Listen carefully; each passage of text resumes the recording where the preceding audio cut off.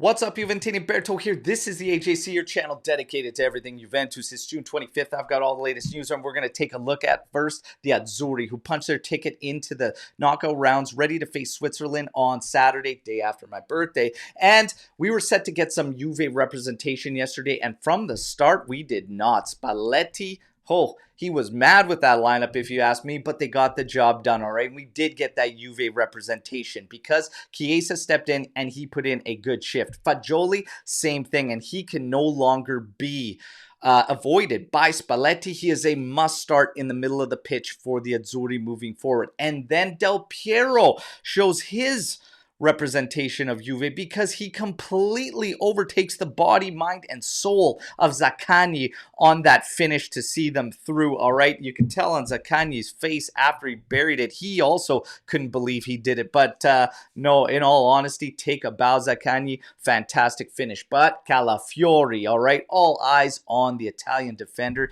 He continues his incredible run of form at this tournament, being Italy's best player next to Donnarumma, who's been a complete monster. Now, with Calafiori, we get the two contradicting reports today, and one is coming from Albanese stating that Bologna has essentially put up the wall. All right, there is a lot of interest in the Italian defender. Bologna has put up a wall for Juve and trying to create an auction, and stating that it is only going to be a big offer to try and take Calafiori from Bologna. Now, Nick Semeraro comes in and he's got the opposite to say. He says Real Madrid has zero interest in Calafiori. He also claims there's only Bundesliga and Premier League sides, apart from the Italian sides, interested in the player. But he reiterates Calafiori's will is only to join Juventus, and that Bologna is actually open to negotiating with Juve, and it's only a matter of time before we see the first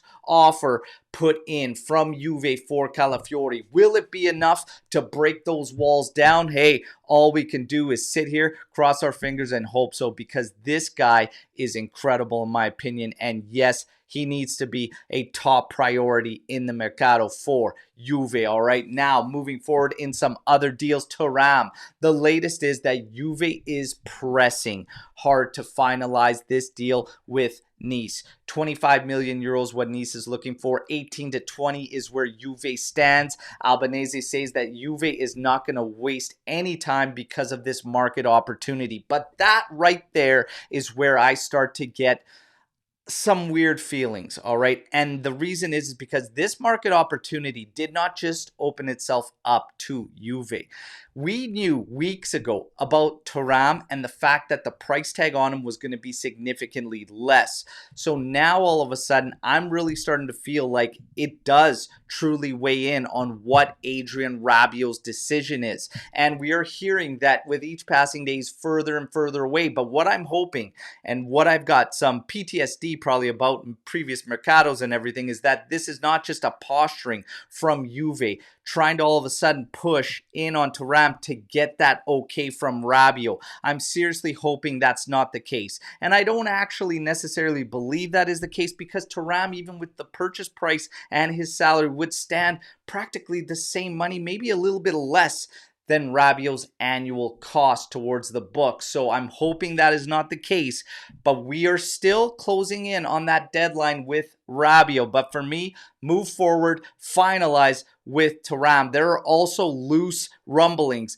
that there is already an agreement in place with Thuram and Juventus, all right? And yesterday we did hear that Thuram gave the green light to join Juve. Let's wait and see what develops. For De Sciglio, he is set to leave Juve, all right? So Juve will not terminate the contract that still has one more year on it. They're just simply going to find him a home inside of Italy or abroad. So that's why they are currently looking at the best medical facilities in the country to try and entice him where his new bed is going to be. Then you've got Di Gregorio. Speaking of medicals, his medical is set to go down this week. All right. And as far as Szczesny goes, Nick Semeraro states that the deal with Al Nassr is again blocked. This is twice trying to get this deal done that we have heard of a blockage and a standstill. However, we don't know the details this time as to why it is at a standstill, but according to him, it is blocked. We still wait for some of the big guns to weigh in on this Szczesny potential deal. For Moise Kean, speaking of the Saudi League, they are courting him, and apparently he is opening up to the move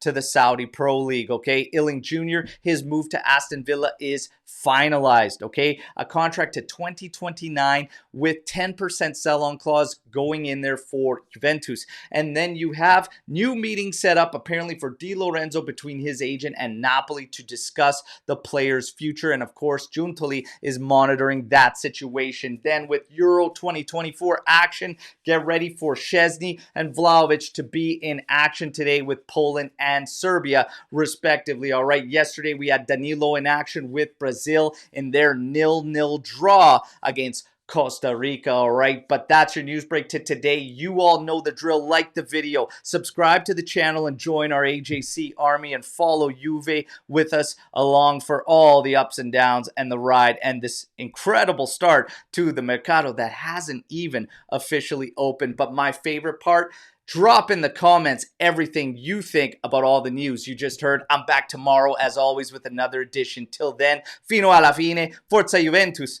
ciao tutti.